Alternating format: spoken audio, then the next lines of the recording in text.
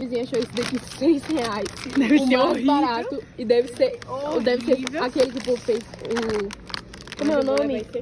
Achocolatado. Meu Deus, que horrível. Leva um desse, vizinha. Vizinha? Oi, eu Leva um daquele. Eu levo, nega. Oxe, aqui. Eita, cadê a vizinha?